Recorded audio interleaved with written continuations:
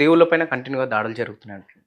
So ఈ మధ్య కాలంలో యాక్ట్రెస్ మాధవిలత సాయిబాబా పైన కూడా ఒక చిన్న వీడియో చేసింది. సాయిబాబా హిందూ కాదు ముస్లిం అంటే అంటే సగం ఫకీరు అనే విధంగా కూడా ఒక వీడియో చేసింది. దానికి పోలీస్ కంప్లెయింట్ ఫైల్ అయింది. దానికి ప్రాసెస్ కొనసాగుతుంది. సో మీ ఒపీనియన్ ఏంటి దానిపైన? ఆవిడ ఒపీనియన్ ఆవిడ చెప్పాలి. నేను చెప్పకూడదు. హ్మ్. బట్ నా ఒపీనియన్ అడగండి మీ సాయిబాబా ఒపీనియన్ విషయంలో. సరే. ఎందుకంటే సాయిబాబా సాయిబాబా విషయంలో అడగండి. హ్మ్. ఎందుకంటే సాయిబాబా విషయంలో మాధవీలత గారితో పాటు నాతో పాటు ఇంకా చాలా మంది మీద కేసులు అయినాయి. హ్మ్. ఒకే అవును. కేసు అందరి మీద అయింది. అవును. నేను చెప్తున్నానండి, సాయిబాబా 100కి 1000% నేను చెప్తున్నా అతను ముస్లిమే. హ్మ్. సాయిబాబా గుళ్ళు దర్గాలే. హ్మ్. ఒకవేళ ఈ విషయం మీద ఎవరికైనా అబ్జెక్షన్ ఉందనుకోండి, వాళ్ళందరూ మేము కూడా హిందువులమే, మా బాబా కూడా హిందువే, మాది కూడా హిందూ గుడే అని చించుకుంటున్నారు కదా. అరే వచ్చి ఒకసారి మా ఎదురుగా కూర్చొని చర్చించండి. హ్మ్. మాకు అర్థమయ్యేలాగా చెప్పండి. ఏమండి ఇదిగో బాబా గారు హిందువే, స్వచ్ఛమైన హిందూ కావాలంటే ఇక్కడ చూడండి.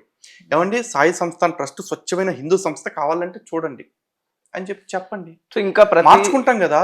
ప్రతి కేసులు గుడిలో పెట్టేసి కేసులు పెట్టి ఏం సాధించాలనుకుంటారు? ఇప్పుడు మేము క్రిస్టియన్స్తో డిబేట్ చేస్తున్నాం, ముస్లిమ్స్తో డిబేట్ చేస్తున్నాం, కమ్యూనిస్టులతో డిబేట్ చేస్తున్నాం, నాస్తికులతో డిబేట్ చేస్తున్నాం, సెక్యులర్స్తో డిబేట్ చేస్తున్నాం. ఎంతమందితో చేసిన మేము మీతో చేయమని ఎందుకు అనుకుంటున్నారు? మీతో కూడా చేస్తాం. ఓన్లీ థింగ్ మీ దగ్గర నిజాయితీ చిత్తశుద్ధి ఉంటే, మీ బాబా నిజంగా హిందూ అయితే, మీ బాబా ఆలయాలు హిందూ ఆలయాలు అయితే వచ్చి మా దగ్గర కూర్చొని మాతో చర్చించండి, మమ్మల్ని కన్విన్స్ చేయండి, మమ్మల్ని మార్చండి. ఇది కదా హిందూ ఐక్యత తీసుకురావటం అంటే. అంతేగాని నేను మాట్లాడటం వల్ల హిందువులు చీలిపోతున్నారంటే ఎట్లా? నేను పొరపాటు పడుతున్నానంటే నా పొరపాటును సరిచేయాలి మీరు. సో తను మాట్లాడుతూ కల్లోకి దేవుడు రాడు, దయ్యాలు భూతాలే వస్తాయి అనే విధంగా కూడా మాట్లాడుతాను. కల్లోకి దేవుడు వస్తారా, దయ్యాలు భూతాలే వస్తాయా? కల్లోకి అందరూ వస్తారండి. ఇప్పుడు నాకు ఎట్ ఏ టైం కల్లోకి మొన్న సాయిబాబా వచ్చాడు.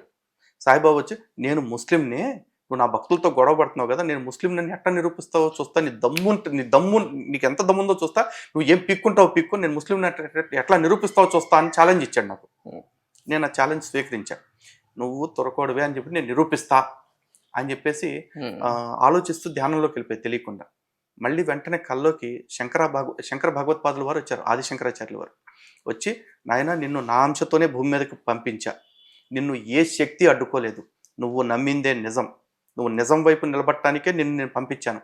కాబట్టి ఆ పాపిష్టి మతాల గురించి, ఈ అవైదిక అపమార్గాల గురించి ప్రతి హిందువుని చైతన్యపరచు, ప్రతి హిందువుని నిద్రలేపు అని నాకు ఆశీర్వాదం ఇచ్చారు.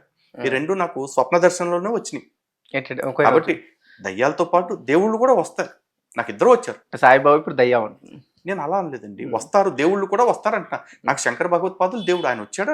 సాయిబాబాతో పాటు బాబా కూడా వచ్చాడు. ఆయన దేవుడా దెయ్యం నాకేం తెలుసు? సాయిబాబా దేవుడా కాదా? కాదుగా. కాదా? కాదుగా. ఇంకా గుళ్ళో పూజలు, గురువారం రోజు కంటిన్యూ పూజలు జరుగుతుంటాయి. ప్రత్యేకంగా సాయంత్రం భజనలు కూడా జరుగుతుంటాయి చాలా ఊర్లలో. అవును, సాయిబాబా దేవుడు కాదు కాబట్టి ఇవన్నీ జరుగుతుంది. సాయిబాబా దేవుడు అయితే సాయి భజన మాత్రమే జరగాలి. సాయిబాబా దేవుడు అయితే గుళ్ళో సాయిబాబా విగ్రహం మాత్రమే ఉండాలి. సాయిబాబాతో పాటు పక్కన వినాయకుడిని పెట్టి, దుర్గమ్మ తల్లిని పెట్టి, శివుడిని పెట్టి, కృష్ణుడిని పెట్టి, రాఘవేంద్ర స్వామిని పెట్టి, దత్తాత్రేయుని పెట్టి, వీళ్ళందరినీ పెట్టి ఏం చేస్తున్నారు? ఇది మనందరూ కూడా హిందువులదే, వచ్చేయండి అంటున్నారు. సాయిబాబా హిందూ అని కాదు, సాయిబాబాతో పాటు హిందూ దేవుళ్ళు కూడా ఉన్నారు రండి అని చెప్పేసి, జస్ట్ లైక్ రోమన్ క్యాథలిక్స్ కానీ హిందూ ఆచారాలని చర్చిల్లో పెట్టేసి మీకు మాకు పెద్ద తేడా లేదు రండి అని చెప్పేసి అక్కడికి పిలిచి, అక్కడికి వచ్చిన తర్వాత యేసు కూడా దేవుడే అని నమ్మిస్తారు చూడండి. అలా వీళ్ళు హిందూ దేవతల విగ్రహాలని అక్కడ పెట్టి సాయిబాబాని హిందూ దేవుడు అని మన చేత నమ్మించాలని చూస్తున్నారు. ఒకవేళ నిజంగా వాళ్ళకి అంత చిత్తశుద్ధి ఉంటే విగ్రహాలన్నీ తీసేసి ఒక్క సాయిబాబాని గుళ్ళో ఉంటాడు, మీరు రండి మీ కోరికలన్నీ తీరుతాయని చెప్పానండి. అలాగే సాయిబాబా పేరు పక్కన కూడా సాయిరాము, సాయి కృష్ణ, సాయి దుర్గ, సాయి గణేష్, సాయి లక్ష్మి, సాయి బాలాజీ అని లేకుండా ఓన్లీ సాయి లేదా సాయిబాబా అనే పేరు మాత్రమే పెట్టి మీరు సాయి సాయి సాయి అంటం వల్లే మీ కోరిక తీరుతుందని చెప్పానండి. అలాగే సాయిబాబా హారతుల్లో కూడా రాజాది రాజాయ ప్రసహ్య సాహినే నమో వయం వై బ్రహ్మ అని వేద మంత్రం, ఆ తర్వాత కాయేన వాచ మనసేంద్రియర్వా బుద్ధ్యాత్మనావా ప్రకృతి స్వభావత్ అంటూ పురాణ శ్లోకాల్ని ఇవన్నీ పెట్టకుండా ఓన్లీ సాయిబాబాకు సంబంధించిన వచనాలను మాత్రమే హారతులుగా చెప్పుకోమనండి. అలా కాకుండా ఈ నవరాత్రులు రాగానే సాయి దుర్గ, శ్రావణ మాసం రాగానే సాయి లక్ష్మి, వినాయక చవితి రాగానే సాయి గణేష్ అని చెప్పేసి అలాంటి అలంకరణలు చేస్తూ సాయిబాబాని హిందూ దేవుళ్లాగా చూపించే ప్రయత్నం చేయకుండా బాబాని బాబాలాగే చూపిస్తూ దమ్ముంటే మీ ఆలయాలను ఒక 5 ఏళ్ళు నడిపి చూడండి. సవాల్ ఇస్తున్నాం. నిజంగా వాళ్ళకి చిత్తశుద్ధి ఉంటే షిరిడి సాయి సంస్థాన్ ట్రస్ట్ లేదా షిరిడి సాయి ఆలయాలు నడిపే వాళ్ళందరికీ లైఫ్ టైం ఛాలెంజ్, మేము స్వీకరిస్తున్నాం, మా గుడి ఇలాగే ఉంచుతామని చెప్పి దమ్ము ఎవరికి ఉంటారమ్మా. కొన్ని లక్షల మంది షిరిడికి వెళ్ళడం జరుగుతుంది సంవత్సరానికి. సో వాళ్ళు గుడ్డిగా నమ్ముతున్నా లేక నిజమైన అక్కడ వాళ్ళకి అనుకున్న కోరికలు కావచ్చు, వాళ్ళ నమ్మకం ఉంది కాబట్టి షిరిడికి వెళ్తున్నారు కదా. అదే చెప్తున్నానండి, కోరికలు తీరుతున్నాయి అనే మాట వాళ్ళు ఏదైతే అనుకుంటున్నారో ఆ కోరికల్ని కేవలం సాయి అనే ఒక్క పదాన్ని పట్టుకుని తెచ్చుకుని చూడమనండి. ఉమ్, సాయి రాము, సాయి కృష్ణ ఇట్లా దేవుళ్ళ పేర్లు పెట్టుకోకుండా. నేను అదే అన్నా. ఉమ్. కొన్ని లక్షల మంది వెళ్తున్నారు అన్నారు, కొన్ని కోట్ల మంది వెళ్ళినా తప్పే. అంటే ఎందుకంటే సిరిడికి వెళ్తున్న వాళ్ళు అదే అండి, తప్పు ఇప్పుడు చేస్తున్నారు. కౌరవుల పక్కన 11 అక్షౌహిణుల సైన్యం ఉంది, 100 మంది కౌరవులు ఉన్నారు. వీళ్ళ తరఫున ఆ పంచపాండవులు 5గురే ఉన్నారు, వీళ్ళ తరఫున ఆ సైన్యం కూడా 7 అక్షౌహిణులే ఉంది. వీళ్ళు తక్కువ మంది ఉన్నారు, వాళ్ళు ఎక్కువ మంది ఉన్నారంటే వాళ్ళే కరెక్ట్ అనుకుంటాను. కృష్ణుడు వాళ్ళే వెళ్ళిపోదా. తక్కువ మంది ఉన్నా సరే ధర్మం ఏ వైపు ఉందో ఆ వైపే నిలబడ్డాడు.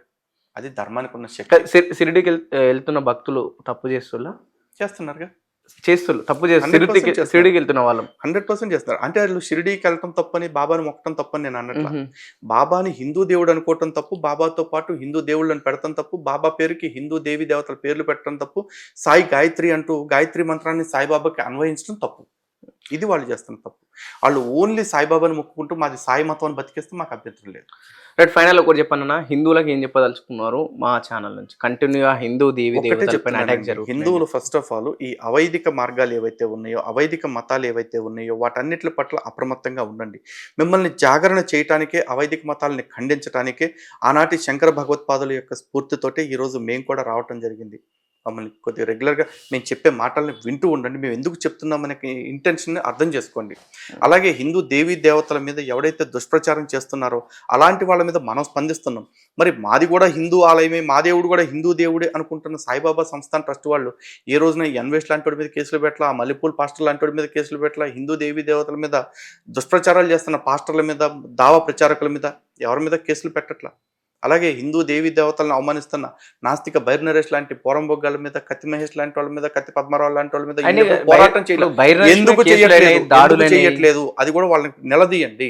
నేను హిందువుని అని చెప్పుకోవటమే కాదు, హిందుత్వానికి హాని జరుగుతుంటే నిలబట్టడం కూడా ఈ సాయి భక్తుల యొక్క, సాయిబాబా ఆలయాల యొక్క బాధ్యత ఉంటుంది. మరి కేవలం పోరాటానికి వచ్చేపాటికి మాత్రం హిందూ జనశక్తి లేకపోతే ఇతర హిందూ సంస్థలు కావాలి, మీరు మొక్కుకోవటానికి మాత్రం అట్లాంటి వ్యవస్థలు కావాలా?